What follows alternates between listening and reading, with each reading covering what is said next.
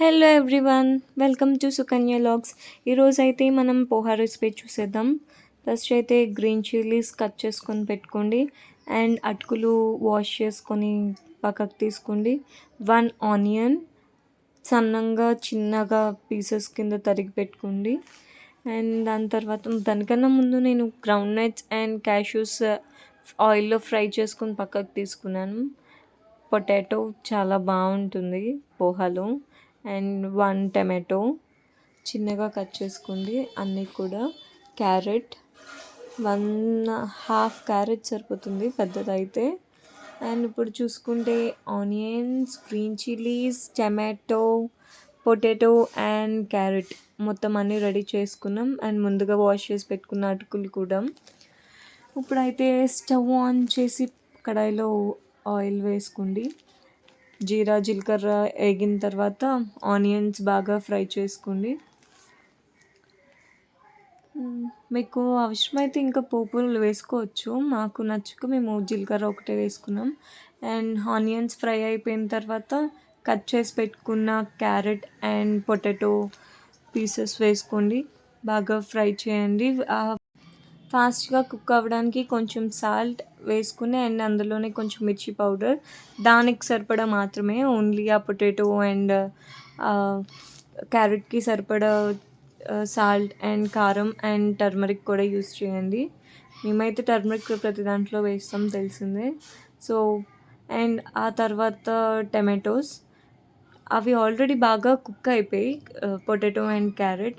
And tomatoes మేము అంత ఎక్కువగా బాయిల్ చేయలేదు, ఫ్రై చేయలేదు. వాటిలోనే అటుకులు వేసేసుకున్నాము.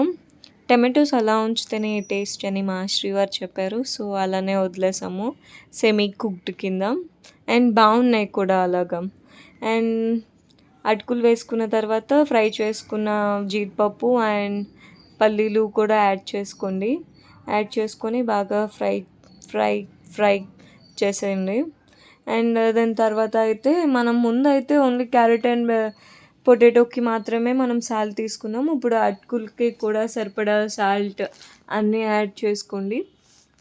మీ దగ్గర ఉంటే జీరా పౌడర్, ఇంకేమైనా పౌడర్స్ ఉంటే యాడ్ చేసుకోవచ్చు, పర్వాలేదు.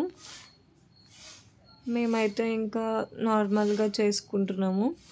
ఈ రెసిపీ వచ్చేసి నాకైతే అస్సలు సంబంధం లేదు. కనీసం పోహా ఎలా చేస్తారో కూడా తెలియదు నాకు.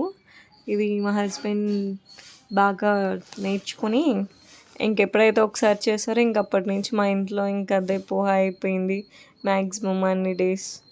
అండ్ లాస్ట్లో కొంచెం లెమన్ తీసుకొని ఫ్రై చేసేసుకోవడమే. మా హస్బెండ్ ఇలా తిప్పుతూ చూస్తుంటే నాకు నూడిల్స్ షాప్ వాడు గుర్తొస్తున్నాడు. నూడిల్స్ అలానే కదా రొటేట్ చేస్తూనే ఉంటాడు లాస్ట్ వరకు. ఇప్పుడు మేమైతే గీ యాడ్ చేసేసుకుంటున్నాం. 1 టేబుల్ స్పూన్ గీ సరిపోతుంది. అలాగా మాలా పోసేసుకోకండి, ఎక్కువైపోద్ది నెయ్యి. మాకు అలానే ఎక్కువైపోయింది. అండ్ మళ్ళీ స్టార్ట్ చేశారు కలపడం. తిప్పు ఎలా ఉంటుంది కదా డోరాలో, అలా ఉంది.